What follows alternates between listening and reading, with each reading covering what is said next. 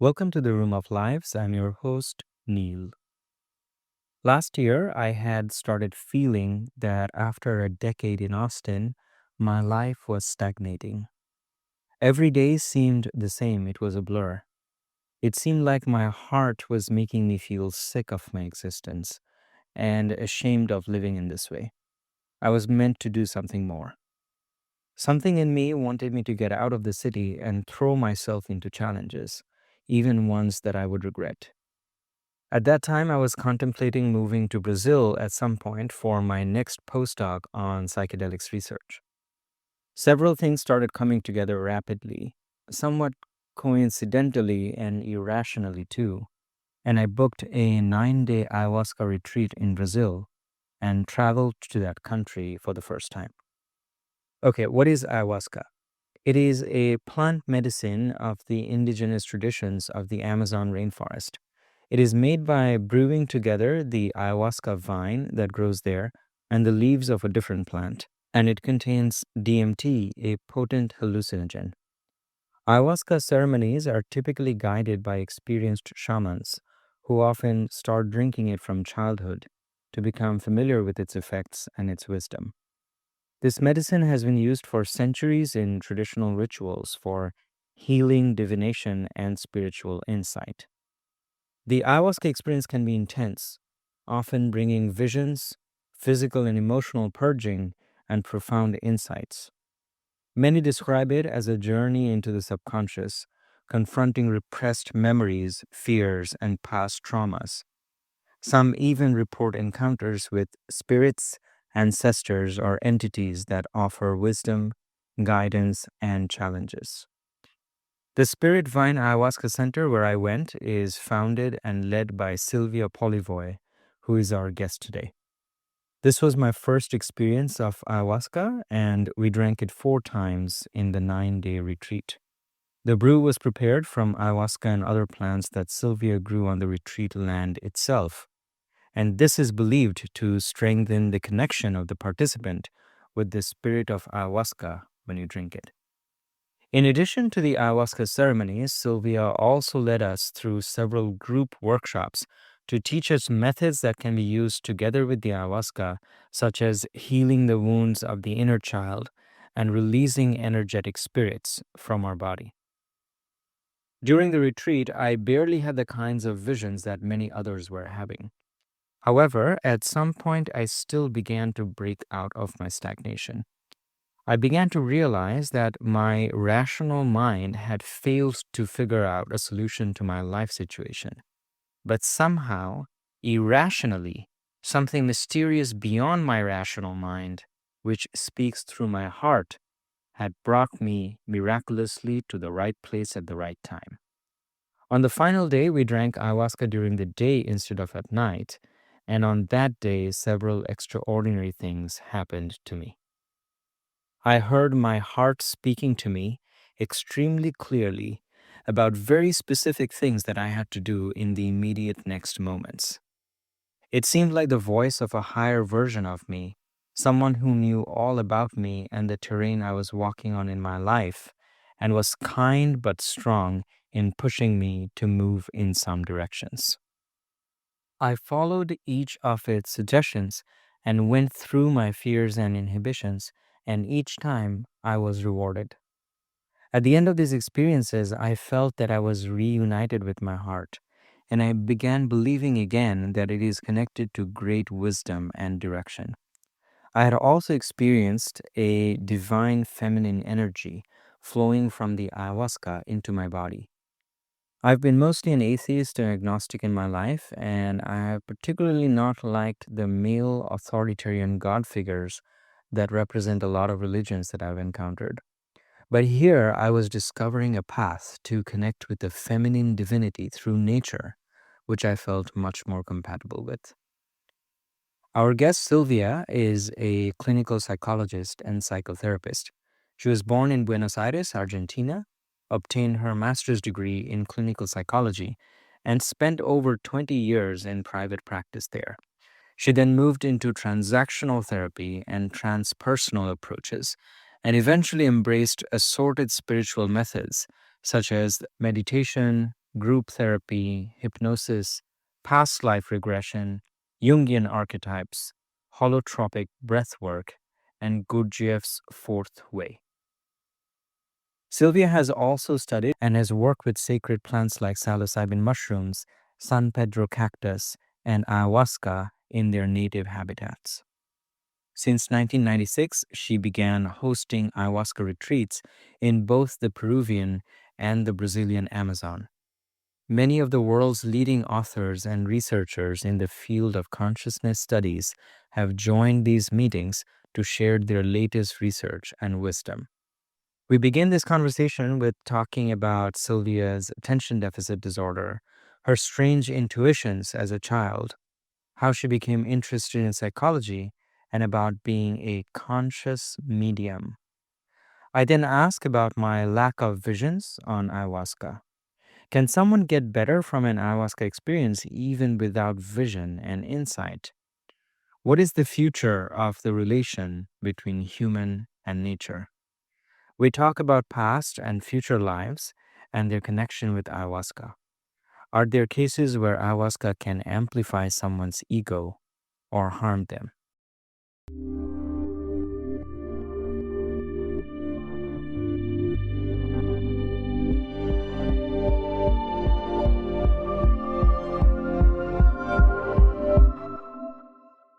Why don't we start a little bit with sort of your life story, whichever parts of it you're comfortable with sharing. I would like to know a little bit about your childhood, your family, and how you became interested, why you became interested in psychology in the first place, and sort of your whatever I've heard of your trajectory, kind of how you started the retreat and like sort of your life trajectory that brings you to your current point in life. I was born in Argentina, in Buenos Aires, and my family is pretty conservative. Okay. And I have a lot of difference in age between me and my siblings. When I was born, my brother had 20 years and my sister 14. So I was late. And I think because of that, my parents were more mature when I come. So they were more liberal with me. My brother and my sister had more conservative education, and I had more freedom to travel, to choose what I wanted to do.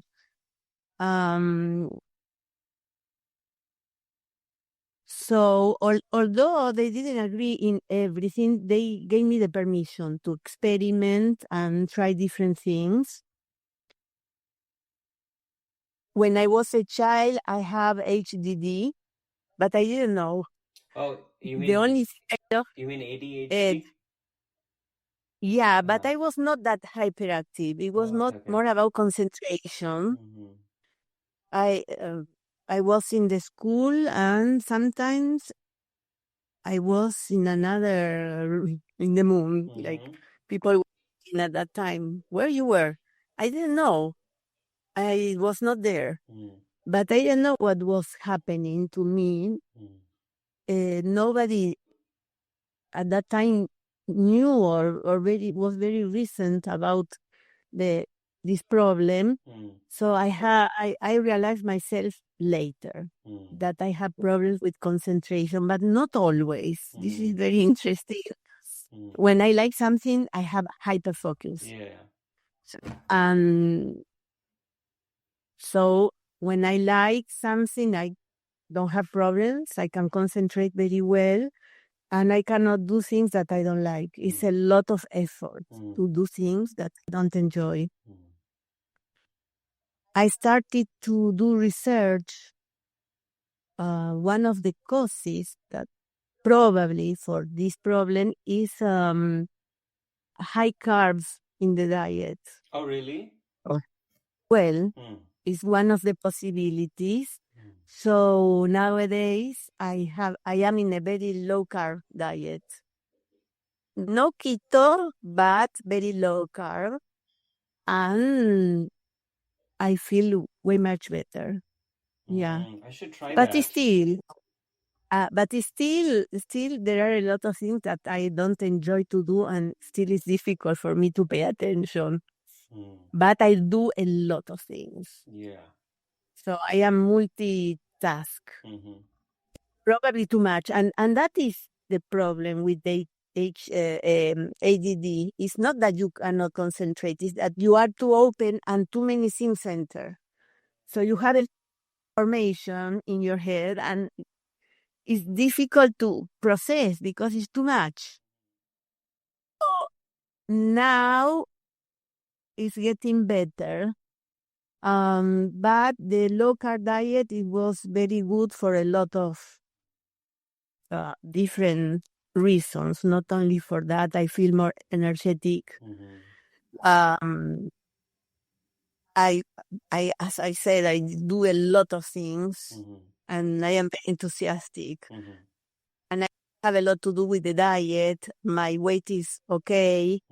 I work out. So it's very helpful for a lot of reasons. And I like to cook. So I cook for myself and I like to create keto desserts, for example, which I enjoy a lot. But I am very interested in healthy products, no? Not only food, also cosmetic products that are healthy, because even when you buy organic, if you read the ingredients, you realize that certain ingredients are toxic. So I like to eat or to use things that I know they are not toxic. Yeah, so you're telling me more about your life trajectory. So you said that, so you had ADD, but it was like more, your upbringing was like more liberal. You had... Yeah, but because I had a lot of problems in school, because I sometimes it's like I was not there. I remember once my mother hired a teacher to come to my house to help me with the homework. And this woman, she was studying psychology. And we had a very interesting conversation, very long and interesting conversation. And she was paying attention and asking me very intelligent questions. I think it was one of the first times that I felt how interesting can be to talk with somebody. And she was very profound. And I was very curious what it is. She's studying psychology. Wow, this is very interesting, because I felt so good talking with her. But I was very a child, you know. But she put the seed about psychology. So when I finished school, I was between psychology or cinematography. Oh, okay. Yeah, a movie director, and I decided for psychology. I said my family is very conservative, so psychology, it was not the best profession for my mother, especially, that she thought at that time that it's better to be a lawyer or a physician, but a psychologist. Well, but I studied psychology. It was very good. I like it. And then I finished the university. I did a specialization in clinical psychology. I specialized in drug addiction.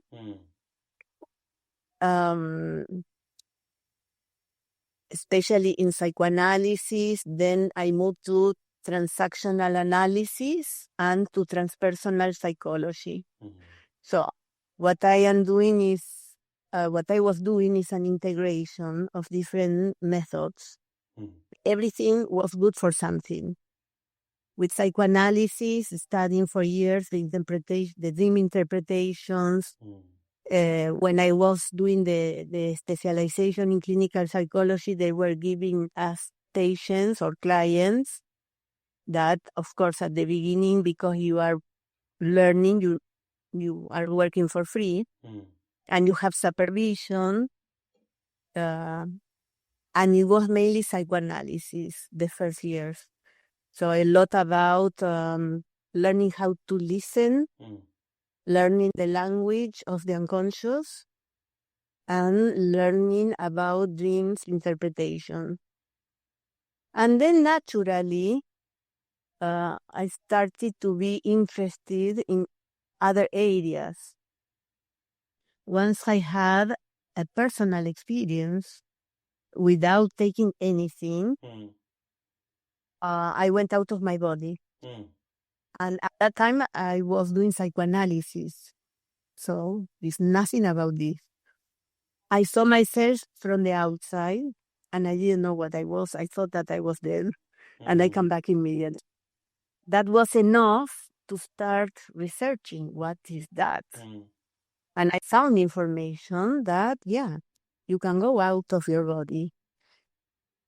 Started being very interested in this type of things because you can go to different places. But that experience was spontaneous. I didn't know how to reproduce it, how to do it again. I learned that you can do this when you are in trance or modified states of consciousness. So I started practicing different techniques. For example, hypnosis. I was learning hypnosis and then using it with my clients. I started doing different type of breathings, like holotropic breathwork, a lot of qigong to start feeling the energy.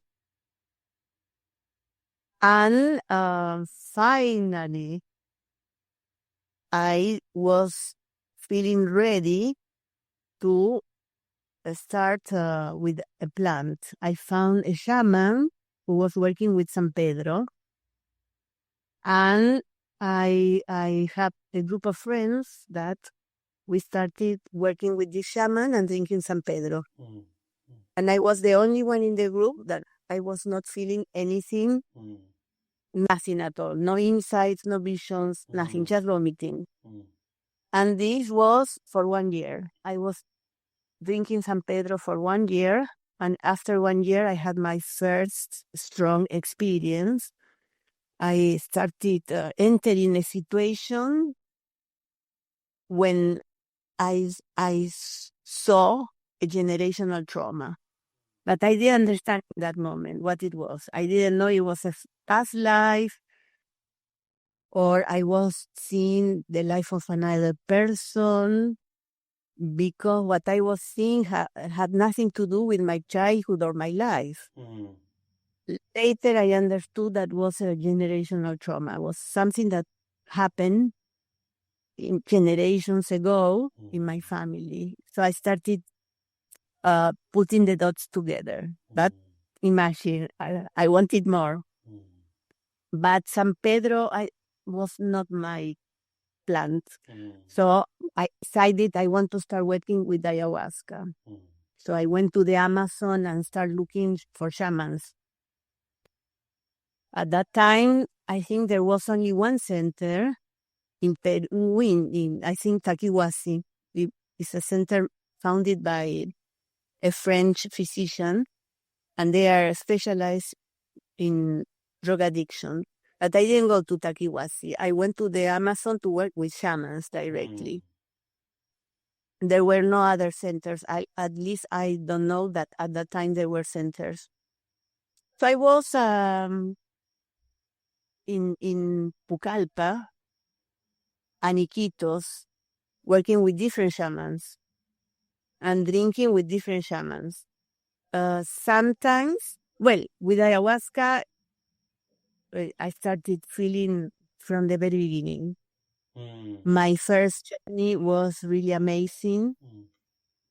In some moment, the jungle started talking with me telepathically, and I was very, very rational at that moment. But it was my experience, so it was happening. So I was in awe. I love it. This possibility that you can communicate with other species. And everything that happened I decided I want to go deeper. I want to go deeper. My intention was for my own healing, to learn more about myself. That's why I was learning these things. What I never thought, never, that I was going to give ayahuasca to other people. Never. That came much later, years later. So I was drinking for years, going to the Amazon, to the Peruvian Amazon especially. Spend some time there, spend some time in Buenos Aires, working with different shamans. Coming back to Buenos Aires, working with my therapist. I had a very, very good therapist. He was a transactional therapist, and it was very enlightenment to work with him, everything that was happening in the ayahuasca ceremonies, to understand the different levels, to interpret what are my lessons. So it was very productive time where I learned a lot. And I love the jungle. I really feel very home in the jungle. And each time I was going back to Buenos Aires, it was painful. Although I was living in a very beautiful place, really, really beautiful. And I had a good life in Buenos Aires. I was doing the work I like. I was, I had my private practice in psychotherapy. I was working individually. I was working with groups. I was traveling, but I needed the jungle in my life, more permanent. So I started dreaming with this possibility. And each time I was drinking ayahuasca, I started to see a probable future, okay? And I decided to invest in that probable future. It was a possibility that I wanted to materialize. So I started to realize about something that the jungle told me the first time I drank ayahuasca, to help the jungle. And I have no idea how can I help the jungle if I don't have power to help the Amazon, imagine. But I realized that I can do something for one piece of jungle. Yeah. So there another jungle that is not the Amazon is the Atlantic rainforest in Brazil, in the coast of Brazil, which is a very beautiful jungle also. And I prefer this jungle because the weather is better. You have the jungle and you have beaches, and we live the center, and where I live permanent. It's very near Itacaré, which is a very interesting surfers town. So I prefer this area. So I already was talking in Portuguese, because when I was very young, I love Brazil. So I learned how to speak in Portuguese. So I started going to Brazil and looking for land, and I organized my first retreat with ayahuasca. It was an experiment. I was playing. I am very playful. And I didn't know how it was going to be, because I was not famous. So why people will come with me to drink ayahuasca? Of course, I did my initiation with shamans, although I don't consider myself a shaman, because for me a shaman is a physician of the jungle. They know all the plants. They know to heal with all the plants. While I am interested in the spiritual part, and my background is in psychology. So my method is completely different. I wanted to apply all the techniques I learned and integrate that, because this was what I wanted for myself. If I can have this, if I can have everything I learn to work in my integration, that will be spectacular. Or if I can have a cozy place where I can stay with healthy food. So I was building in my head what I wanted. So I started to organize these ayahuasca retreats, and the first one was in Iquitos, in a very remote area, and the first one was completely full. I rented a small house. It was a round house with some rooms, some bedrooms around the living room. Each room with a bathroom. We didn't have electricity, we didn't have hot water, and you have to take a boat because it's inside of the jungle. That retreat was full. Was very interesting experience.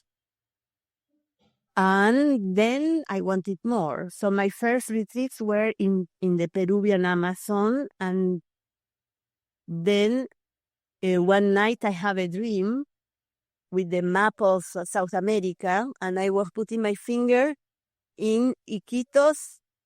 And I was moving in the Amazon till Manaus. Manaus is in the Brazilian Amazon. So I went to Manaus to find a place where I can give retreats there. And I was familiar with Portuguese, so wonderful. I found a place after looking for days and days, because each time you go to a place, you need to take a boat, but you cannot come back. You have to spend sometimes 1 day, 2 days there until you have another boat to go back. So I found a very small place that was really nice. I talked with the owner, listen, if you make more bedrooms and a big ceremony room, I will come with the group. So she did it. That was November. In July, I went there with the group, a big group. And at that time, my retreats were different because I used to be very shy. So I didn't want to talk in public. So I hired a lot of teachers, very important teachers, ethnobotanists, anthropologists, artists, chemists, to talk about ayahuasca. At that time, people didn't know very well what it is ayahuasca. So I thought it's very interesting if people can have all this information. At that night, I was giving the ayahuasca ceremony. I was inviting shamans, so a shaman sit with me or not, sometimes without shaman. I started these retreats working with Zoe 7. He was a consciousness researcher, and he was an excellent speaker. And I didn't want to talk, so I was more concentrated in the ceremony. And during the day, people had a lot of talks about different topics, all related with ayahuasca and consciousness.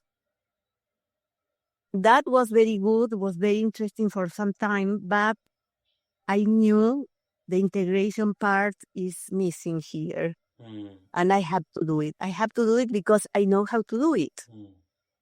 So I had to work a lot in my shyness.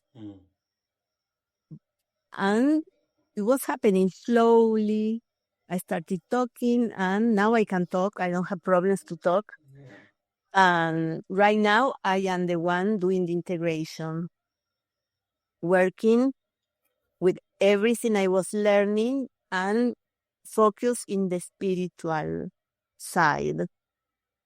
Because, in my opinion, everything have a cause in the spiritual realm and then materialize in the body.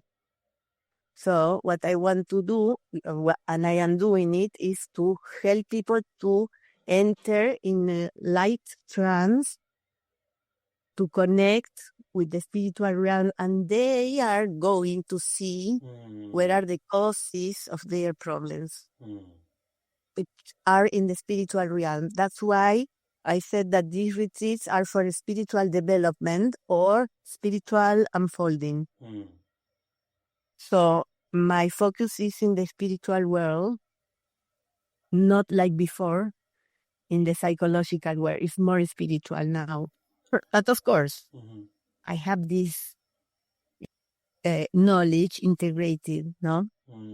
Are you comfortable with talking a little bit about your experience of being a conscious medium? Long time ago, I did a training with a medium in Brazil, and she was working with a group of mediums. It's something very common here, but I was not there to learn religion. I was there to learn about mediumship.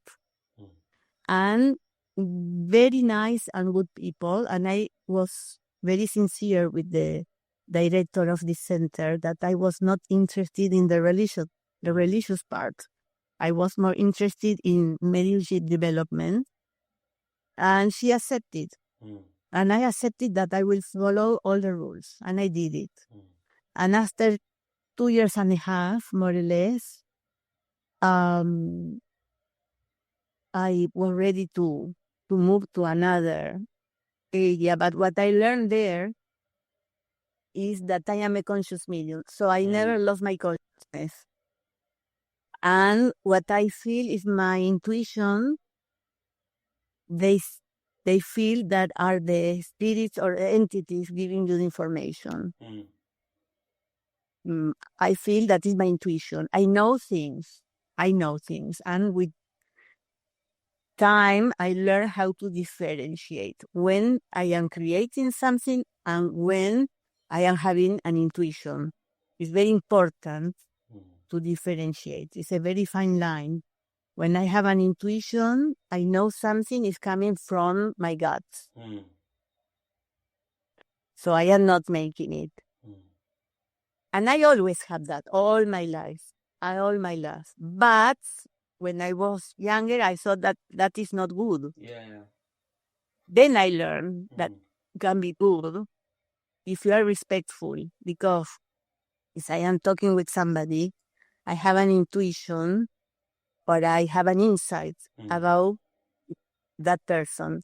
But if the person is not ready to understand, I cannot talk about this yet.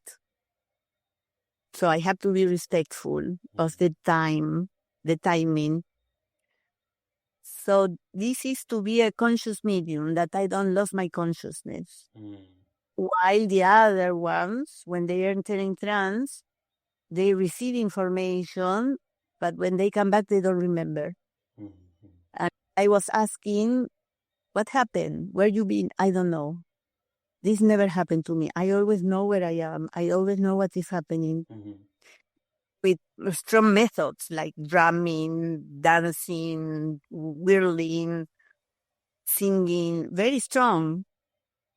I never lost my consciousness. So I realized that I didn't need to do all of that, because I can have these insights, this knowing in any moment in my everyday life.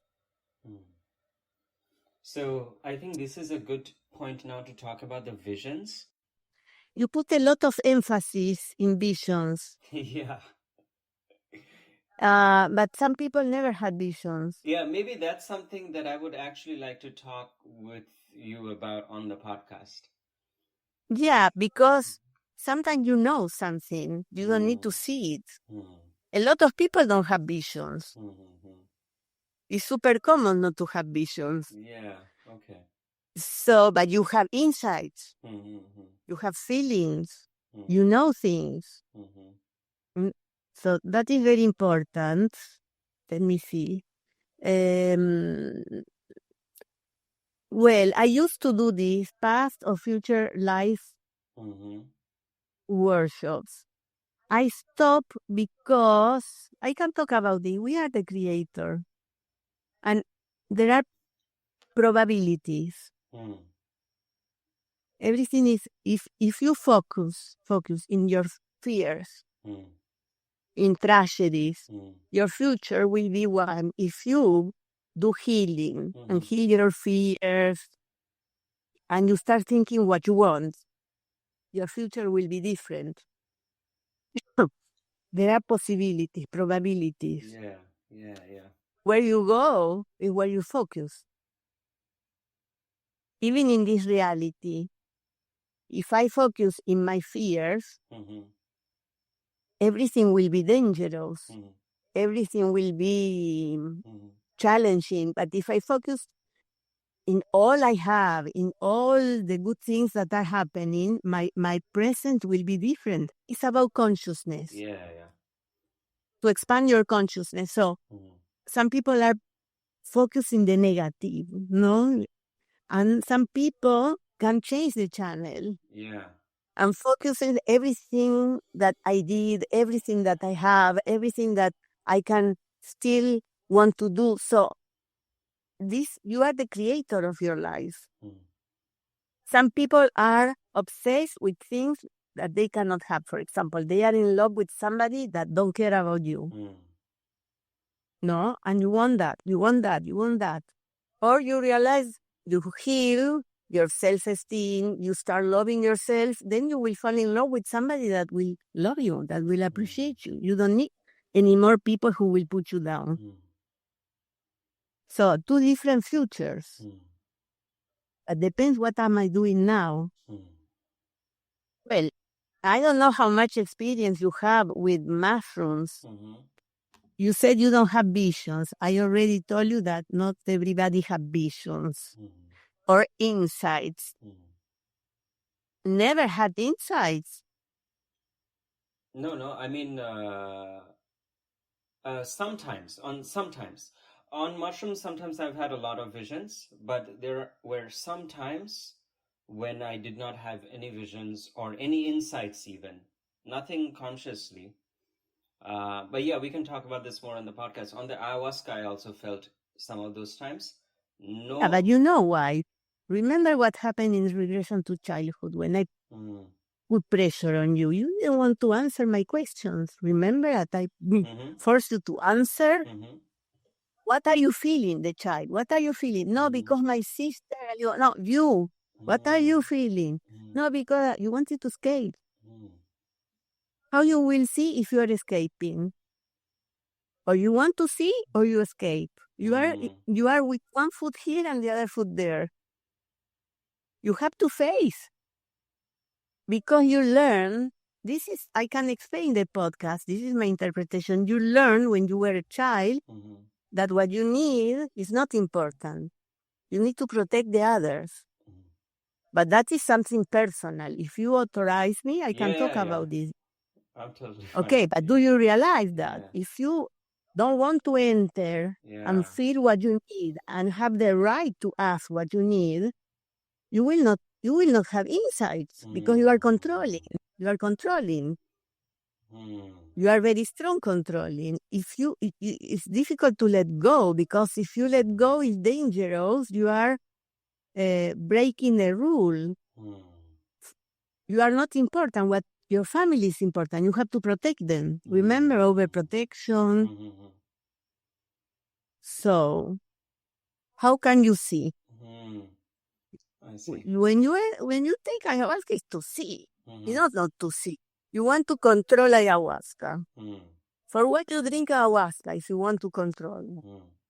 If you think that ayahuasca, during the ayahuasca, can teach you something, allow the teaching to come, but you want to control. For some reason, it still is dangerous for you to allow yourself to see what I need instead of what the others need. You are more focused in others instead of you. Yeah, it's okay to talk about this in the podcast. Am I right or not? I think this thing that you're saying is true. I just had not linked it to having visions or not having visions because of that reason. These two things were not linked in my head. Yeah, but you know what? We already talked about this. And you have amnesia. Because I told you more than once that you want to control and you don't want to enter in your needs. We talked more than once about this and then you forget. see how strong it is. This is a commandment. I have to be worried about others, not about me. It's like if you do that, something bad will happen. It's like something magical. It's dangerous to think in myself. I have to protect others. It's like you have to be alert all the time. Hyper. No sé? Vigilant. Hyper vigilant. Yes. Hyper vigilant. Are you a hyper vigilant? Maybe. I mean, I don't know. I'm only seeing the world from inside my head. I don't have any. I don't have any reference to see. Is this? If I could see from the outside, like, oh, is this guy being hyper vigilant? But it's incredible that we talk about that. I talk about this to you several times, and you keep forgetting this. Yeah. I just don't know if we talked about the connection. I remember you telling me this, but I don't know if we talked about the connection between that and having visions or not having visions because of that reason. Well, you used a lot of energy to control. Because if you are in a bad situation, you need to repress that. Because you don't have permission to feel or to have needs. You are like an achiever. You have to achieve. So for you, it's more important to achieve than the path. Instead of enjoying the path, you need to achieve. But if you die in the path, or you are suffering in the path, a lot of Indian people have this problem because they are super achievers. They need to achieve. If you are very competitive, you need to achieve. But they are not, they don't feel passion for what they are doing. They lost the passion. They are not enjoying the path. They have to marry, they have to have the children, they have to live in the States, they have to go over. And it's something that is a model that is done, and you have to adapt to that instead of create a new path. It's very dangerous to get out of the program. But this is my interpretation, okay? I think you're totally right. Because I met a lot, I had a lot of people from India. Normally, the people who come here are very intelligent. Very intelligent. When I tell them, you are a super achiever. Oh, no, I don't think so. No? Do you want me to tell you why? And I start,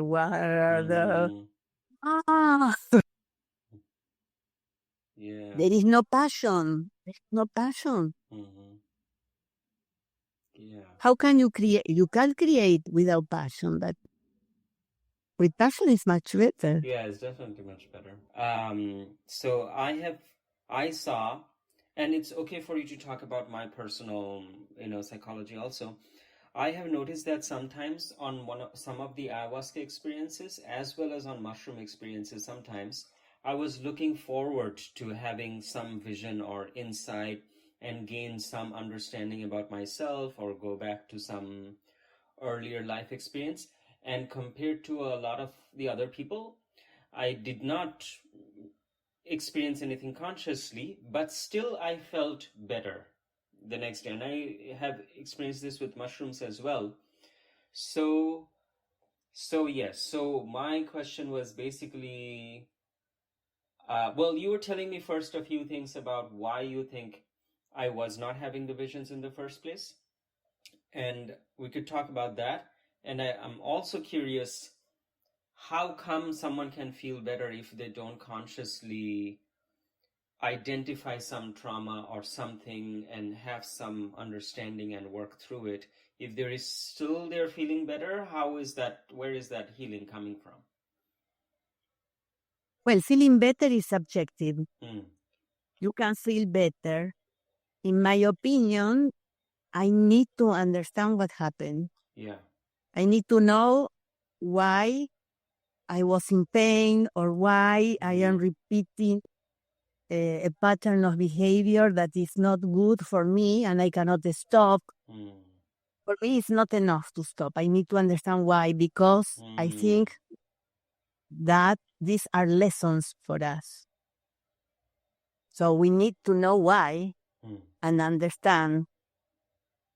In my case, for example, that I was drinking San Pedro for 1 year and only vomiting, nothing. I never thought that it was not effective. I thought that I had a blockage. Yeah. Which blockage? I have no idea. I didn't know. If you ask me, I have no idea. I was super ready for the journey. I was fasting, a lot of discipline. I took it very seriously and nothing happened. But I always knew it's something with me that I need to clear. It took me 1 year. I never saw somebody so like a rock, no? Like needed a lot of time. But happened eventually. Still I am rational, but also I think that I allow myself this sensitive part that it was more repressing me, because I always thought that I was weird, that I had a problem. When I knew things about somebody in my childhood, for me it was very weird, because other children don't have this problem. So for me it was a problem. So looks like I repressed that part of myself, my sensitivity. I was super sensitive. Yeah. Empathic. I was feeling the pain. If somebody had a problem and start talking about that, I was crying when I was a child. Too much. So I needed to regulate that. And I didn't know how, so I suppressed that part. I couldn't function. It was too much. I was too open and feeling too much. I need to close that part. So when I started, even though I wanted, but it was not happening. So San Pedro was working on me, cleansing, removing the blockages, until I started seeing, feeling, having insights. But not everybody have visions, so it's not that important to have visions. For me, more important are the insights. In your case, if you ask me and you allow me to talk about your experience, during the retreat we did a regression to childhood workshop, where I teach people how to become the child again. So it's not to remember what happened when you were a child. You are the child again. So you are in a trance and you are the child feeling a trauma, experiencing the trauma. You were there, and you need to discover, because of this trauma, what was the decision you took in that moment with the mind of a child. You know that children are egocentric. They always feel responsible. If something bad happened in the family, they think that is their fault. And they always want to protect the parents, overprotect the parents, because they don't have power, they don't have resources, so they need to survive. So they need to believe that the parents are good. So they will overprotect the parents and they will assume all the responsibility. Suppose that you are a child and you are not receiving attention, you will think it's my fault. Or your parents' divorce is my fault. But it's ill, my fault. That's why people are so traumatized, because they assume responsibilities for something that they are not, especially when you are a child. In your case, when I ask you what was the decision you took, the decision you took is, I have to protect my family, especially my sister, no? I have to protect my family. You were a little child. Instead of telling me what you were feeling, your decision was, I have to protect my family. How a little boy will protect the family? How? Impossible. You don't have the power and the resources to protect your family. Of course, you will be frustrated. But what happened there? When you took this decision, the decision was, they are more important. So it's not important what I feel or what I need. More important is what they need. So you learn, since you are a child, to focus on other people's needs, not in your needs. So you didn't have permission for asking what you need. Every child needs protection. Every child needs the caretakers, give them attention. But sometimes parents are so busy, or they are traumatized, or they are ill, so they cannot give you attention. So, but it's not your responsibility. It's not your fault. It's not because you are not that good. So a lot of children decide, I am not good enough. And that is very traumatic because you grow disconnected from your needs, more connected with others people's needs.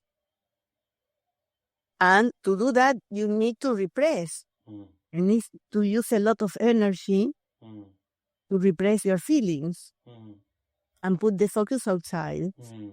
So, of course, you drink ayahuasca. If ayahuasca want to show you something, like, for example, what happened to you, what do you need, why you are sad or you are depressed, or what, you will resist. Because your thing is not to feel what you need, is to feel and help others. So you will resist, so you will fight. And I always explain in the guidelines before the retreat starts, the bad trip is when you want to control the journey. You want to control, you want to decide, you are not allowing, you don't let go. Because you were repressing all your life something, why suddenly you will open the barriers? So, in this case, I think you are doing it gradually. Also understanding that it is safe to do it, because sometimes people feel that if you do something that is not allowed, something bad will happen or is dangerous. That's why it's very important that people, the group, feel safe in the retreat. That if I let go, because I feel safe here. That's why we have so many guidelines, what you can do, what you cannot do, to respect the space of other participants. You cannot enter in the bungalow of other people. Because imagine, sometimes we have people that they were abused. And when you are vulnerable and open, you can have this flashback of that trauma in any moment. So somebody appear in your bungalow and you can freak out. But it's not because something bad will happen. It's because you are in a trance, in a flashback, what happened long ago. That's why we need to be very careful. People need to feel safe. When they feel safe, they let go. Yeah, I think all of these things that you're saying, like, are definitely really resonating with me. For example, one thing that I remember is that when I was a child, I feel like I was quite sensitive. For example, I could enter a room and it's a very loud room with a lot of people doing a lot of things, and maybe there's like a gathering, like a party, and everyone's having fun. But suppose there is some person in the corner of the room who's sad. And if you enter the room, you can not even know because it's so loud and everything. I would enter the room and I would know that there's a person in the corner over there not feeling very well. And I would be feeling the same thing, and I would not be able to distract myself with all of this, no matter how loud everything is. And I did not like that. I was like, I can't help it. Like, it's like ruining my... And it also seemed very disconnected how everyone else was just like having fun, but not feeling this thing.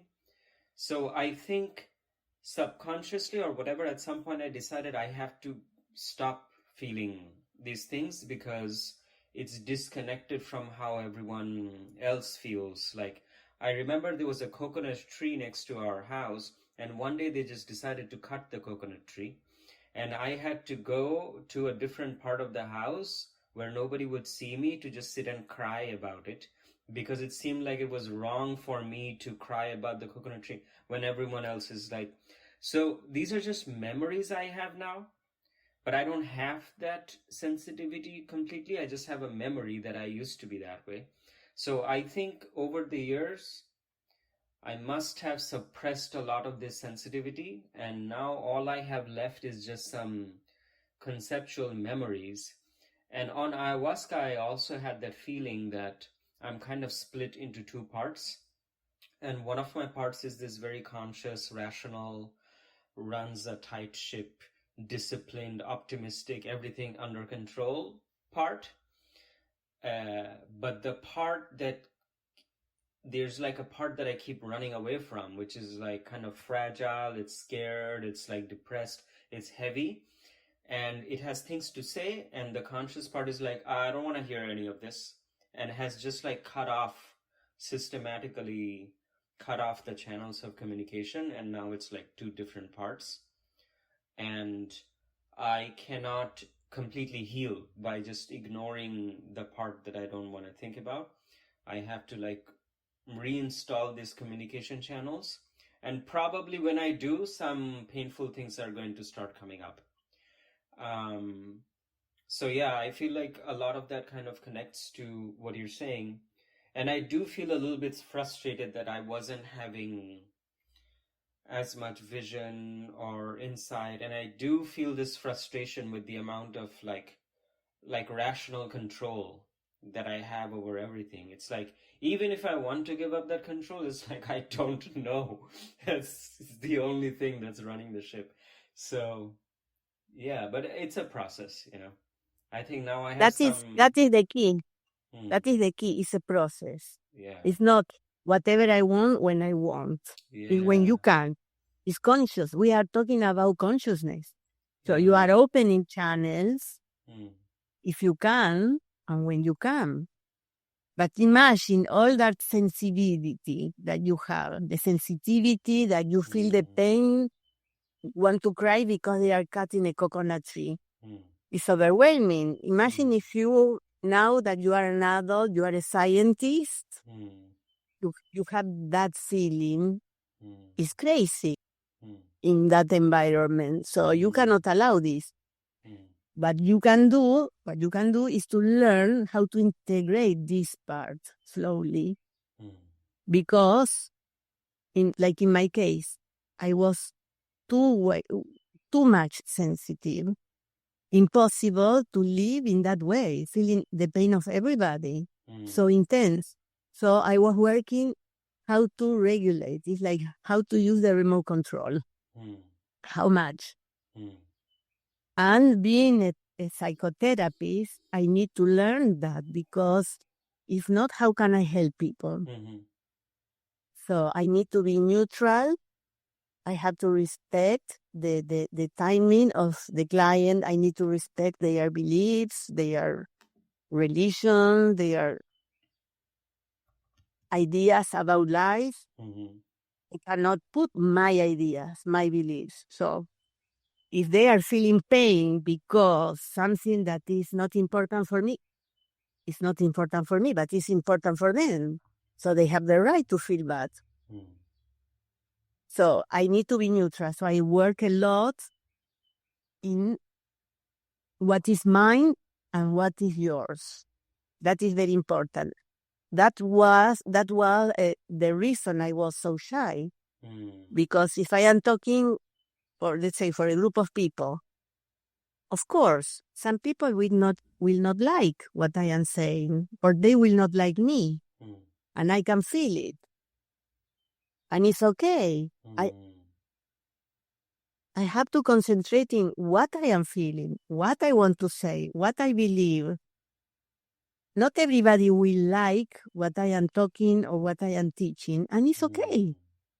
I don't need to control other people's mind. They can think whatever they want, but I will not allow this to stop me, because I have the right to be authentic. I have the right to teach or to talk what I believe is good, and people have the right to choose to listen to me or not.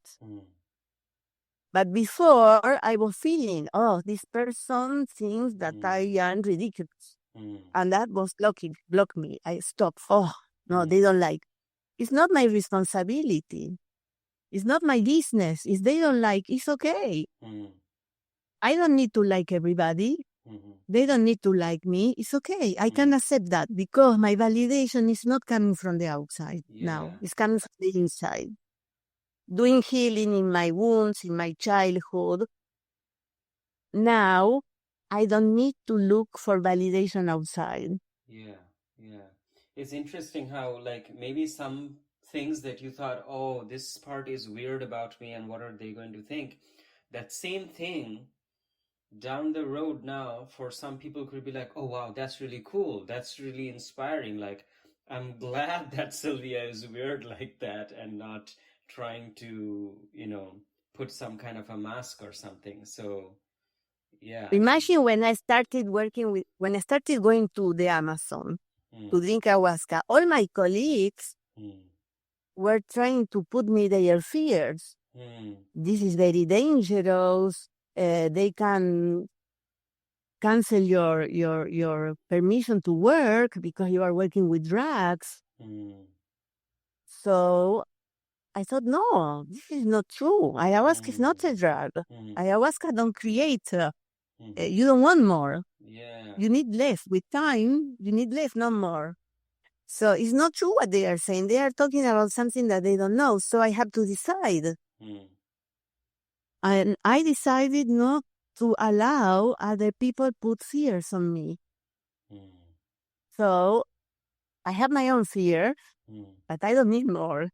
And if I decide I will take the risk, I assume the responsibility. I will take the risk.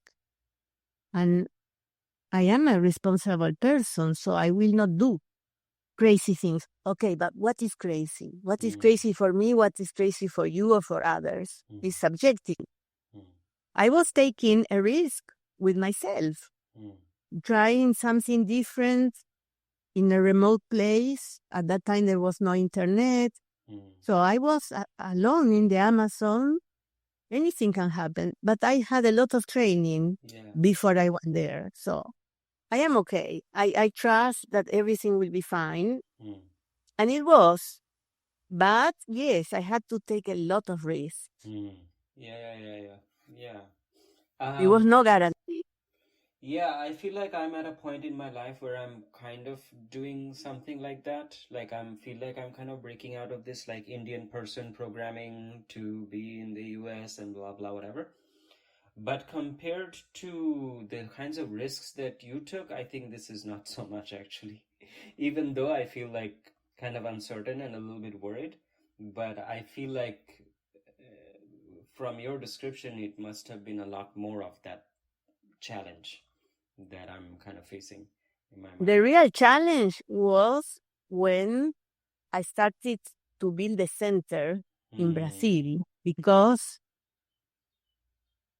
I didn't know nothing about construction. I didn't know nothing about having a lot of employees, builders. So for me, it was all new. I need to learn very quickly. I made a lot of mistakes. I lost a lot of money. So each time I said, okay, I learned the lesson. Next time will be better. And next time they create another lesson, unexpected. So it was like bombarding with obstacles and problems and a lot of obstacles. That was difficult. But then I remember when I was a psychotherapist, I was telling my clients, probably the spirits are testing you. I was saying this to my clients, and now I realize, oh, they are testing me. Who am I to have a retreat center? Who am I to give ayahuasca? So I need to be resilient. If I believe in something and I have my resources, I am intelligent, I can resolve the problems. So I go there to be positive, to be productive. I made mistakes, okay. I allow myself to make mistakes. Next time will be better. So I work on putting a lot of protection inside of me. Not to allow these obstacles made me to want to quit. I never wanted to quit. I wanted, I was more determined to finish the buildings, to overcome all the obstacles. You need a lot of determination and trust that you can do it.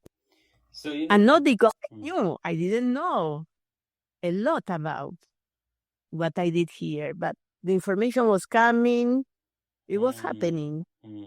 So, you know, looking at you, it feels like I was very impressed by how like confident and independent and resilient you appear to be. So I was curious if you know, have these episodes of like feeling lonely or depressed, like let's say even like nowadays after you have maybe overcome a lot of these obstacles through your life. Being confident and resilient is a product of all the therapy and the healing I did. I was not like that. Remember, I used to be shy, insecure. So I work a lot. So I am an example of how people can change their lives if they do the right job, no?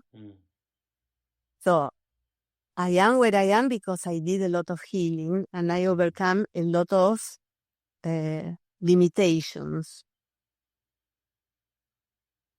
I decided to always see the half cup full. What I have, what the beauty already have. I am living in the jungle. That was my dream. I am here now. And I am doing this job that I love. It's my passion to receive groups every month from people from all over the world. It's so rich.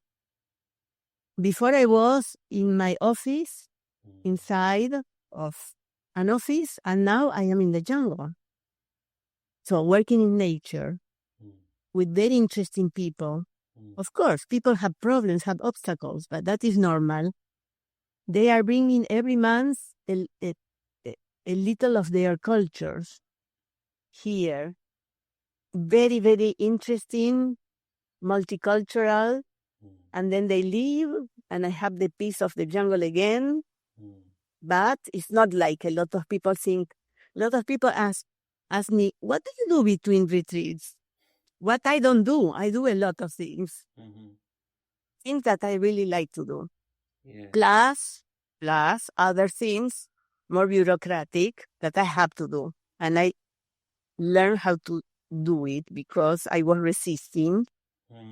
But there are a lot of things that I don't like and I have to do that are part of this life, in this reality. We are in school. And the good thing is that I can choose a lot of my lessons and others that I am not choosing, but they are my lessons, so I need to learn anyway. What are some of these things that you do that are not bureaucratic?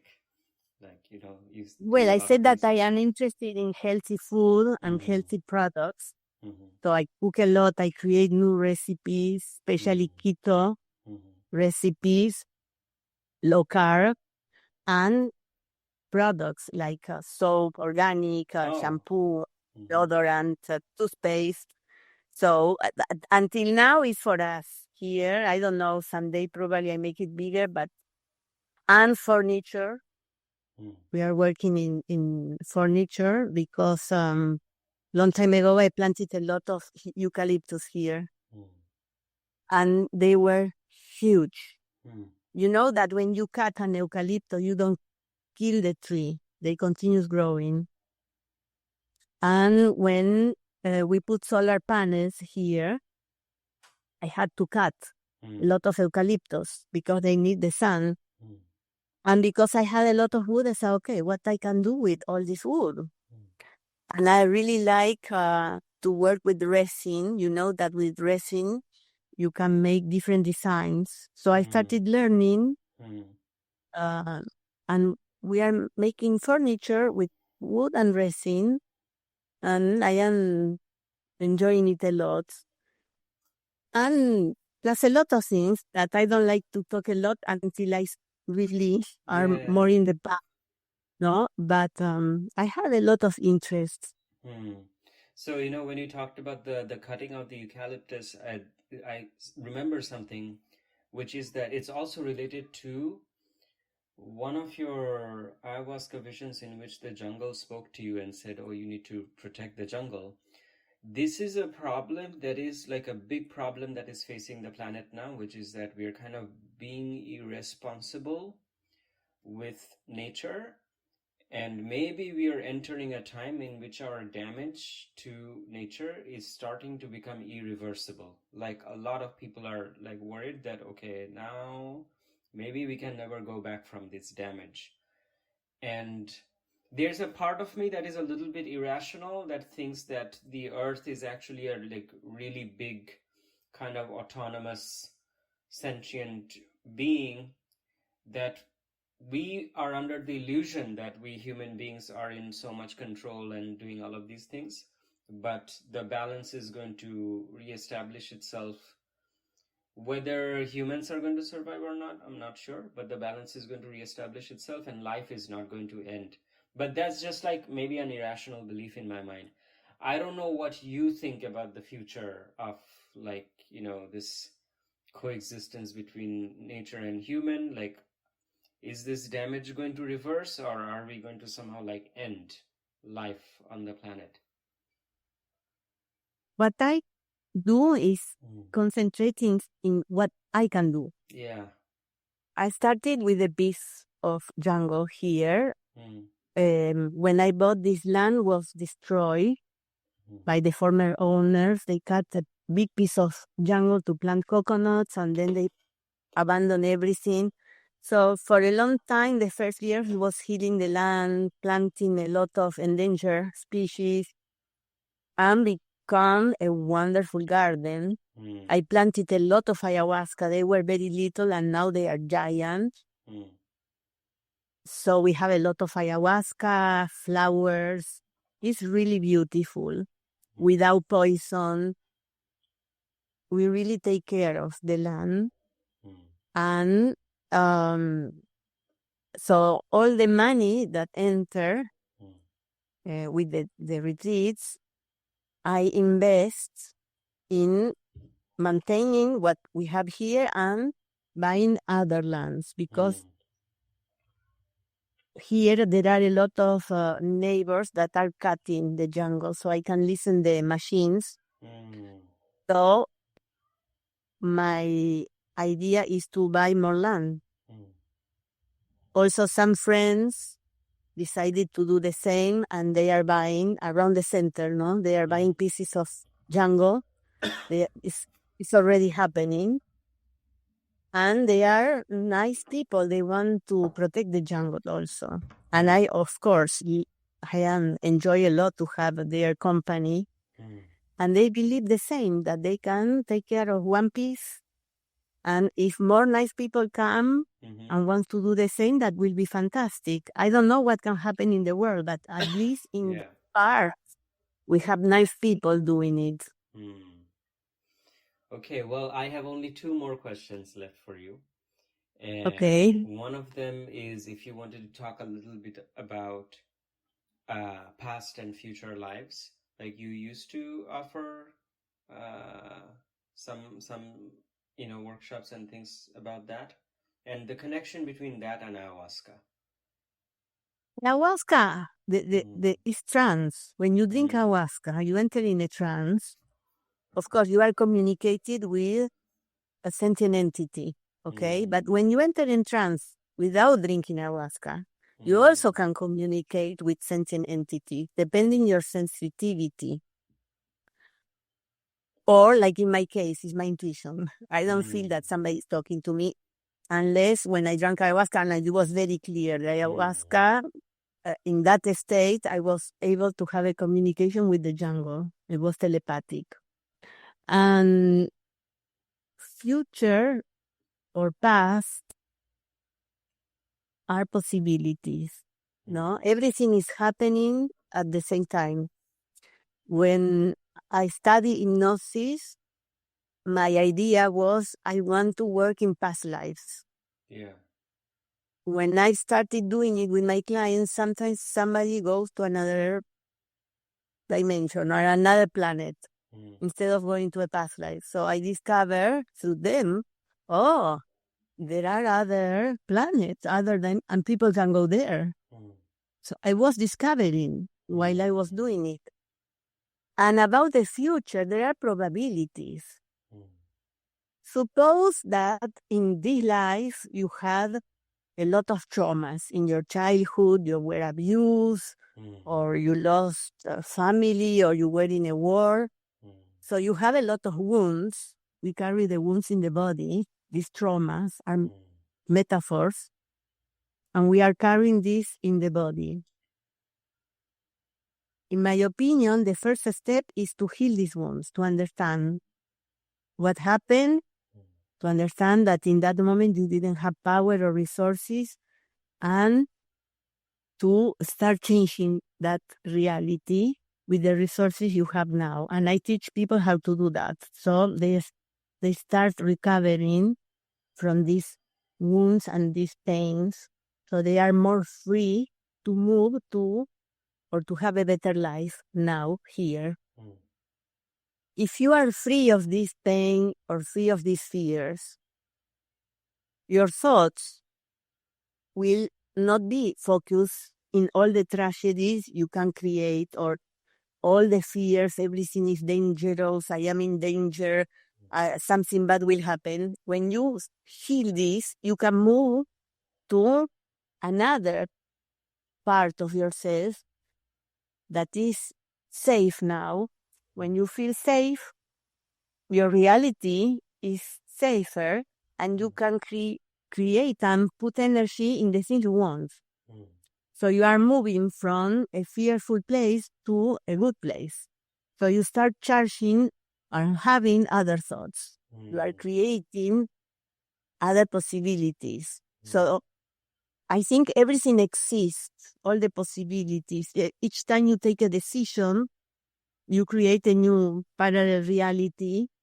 But if you are focusing in what you want, and how good can be in everything, like me when I was dreaming I want to live in the jungle, I was putting my energy there. And you move there eventually. So depends what you are doing now. The problem is that a lot of people have a lot of thoughts, creating tragedies, horrible things, and they are not aware what they are doing. That's why they feel bad, or they feel depressed, or they feel desperate. Because they are focusing too much in what they don't want. And they cannot change the channel. So when they change the channel, they start having different quality of the good thoughts, what they want, how beautiful can be, still feeling more powerful, more creative, more enthusiastic. So you move to other realities, other possibilities. And we are doing, I think we are the creators. We are creating all the time, consciously or unconsciously. We are creating all the time. So we need to be more conscious to realize, what am I creating? I prefer to be aware of what I am creating. Because if not, we can create something difficult. Yeah. Better to be awake. But also, we have another workshop that is very important. I think all the workshops I give in the retreat are very important. One of them is spirit releasement. Yeah. The things that we are carrying in our body, in our aura, in our psyche, we are carrying things that don't belong to us. So we need to differentiate what is me and what is not me. What is not me can be a lot of things, but also I have a lot of different parts that is myself that I am not aware. You said that you have two parts, okay? I think you have more than two, not only you. We all, people have a lot of parts that we don't know unless you start working on that.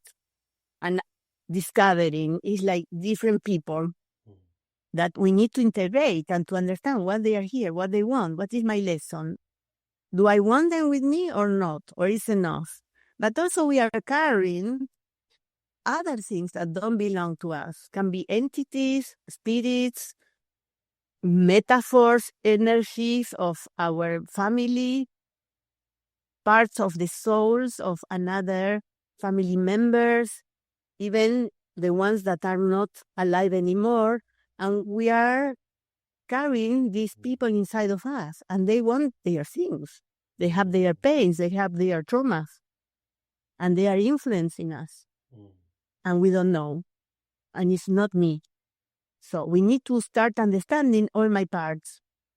And then we need to realize, okay, do I want this with me or not? And if you don't want this anymore, okay, I will teach you how to remove that. But it's up to you. If you want or not, you decide what to do. That is basic. Because you remove everything that is not yourself. Now I am myself, but inside of me there are different parts that want different things. So there is conflict.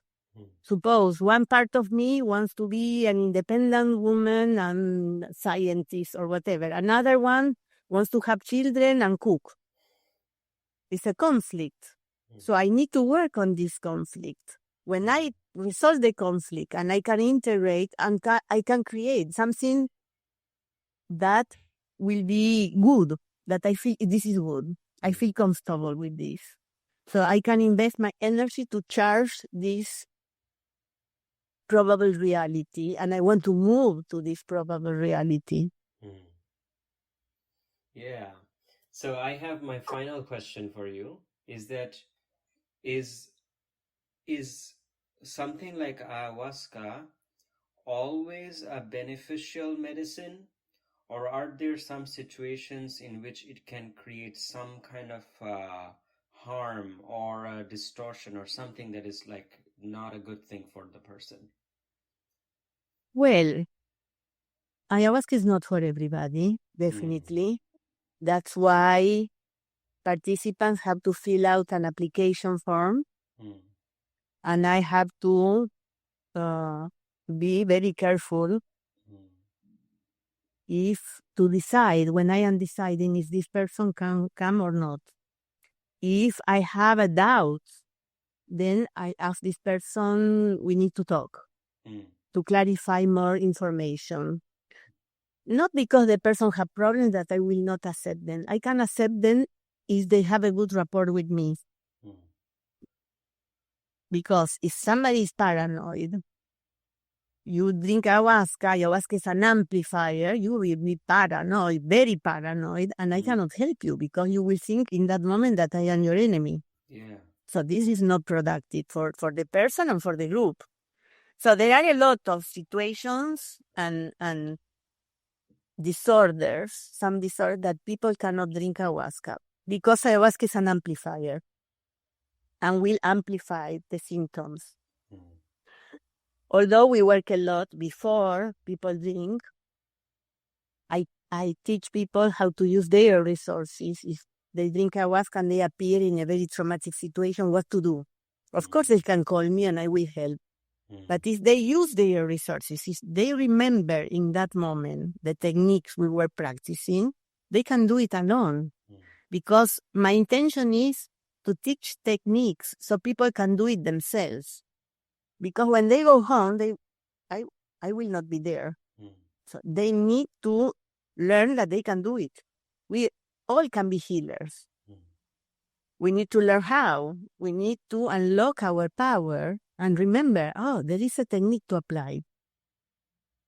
And of course, when you drink ayahuasca, you can re-experience traumatic situations like your own birth, for example. Some people report, I am in a black hole and I cannot breathe. Some people realize, no, I am in the womb of my mother. Some people will think, I am kidnapped here. You are not allowing me to get out. So different ways to experience your own traumatic birth. Some people will remember what I was talking before, and some people will not remember, and they will start fighting. If you fight in ayahuasca, you can have a bad trip. You need to allow. If you need help, you can call me, of course, at any moment, and I will remind you, about your power. Apply this technique, breathe. Sometimes the person is not listening, is too high, so of course they will not remember. But it's important that in some moment you start to remember that you have power, you have resources, and you can do it. But it's not for everybody. And you said that it can also amplify the ego? Oh, that is super common. Not only participants. This is very common in healing, for example, gurus, shamans, psychologists, doctors, that they inflate the ego and they start creating a reality that doesn't exist about themselves. This is very, very dangerous. When I notice this, I have to tell the person, listen, I don't think you have to continue drinking ayahuasca until you understand what you are doing. Because it's very common. You can see that a lot of healers and this grandiosity. But you know what? Also, a lot of people are looking for that type of healers. They want the teacher that is magical and super powerful. They want that. So they meet each other. And then what? You need to understand that the teacher, the therapist, the shaman is a person also. We are not perfect. I am a psychologist. I did a lot of therapy, a lot of healing, but still I am a person and I have my flaws. I am not perfect. But a lot of people think and they are convinced that the healer have to be perfect. They come here and I think, oh, she's like my mother, but she's better. She's the good one. No, I am not your mother. I am not good one. I have to do what I have to do.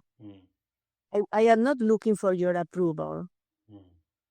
I have to do what I have to do, what is right, and apply the techniques. If you don't follow the guidelines, you cannot drink ayahuasca. I don't want to be nice, so you will like me. But there are a lot of people that are looking for that powerful shaman that will save me. Nobody will save you. We are not children anymore. We are adults and we are responsible. We need to learn how to use our power and our resources instead of putting the power outside. If you want to change something in your life, you have to start now. Instead of waiting that somebody will do it for me. And I certainly will not do it. I will teach you techniques. And then you will have to apply the techniques if you want. But I will not convince you to do anything if you don't want to do it. Well, that was my last question. I don't really have any more questions unless you had something to add to the conversation before we end. Well, I think it was very interesting to talk with you. Yeah. And very complete. Yeah. Yeah. We talk about a lot of topics. Thanks for spending some time with Silvia and me today in the Room of Lives. Take care. Until next time.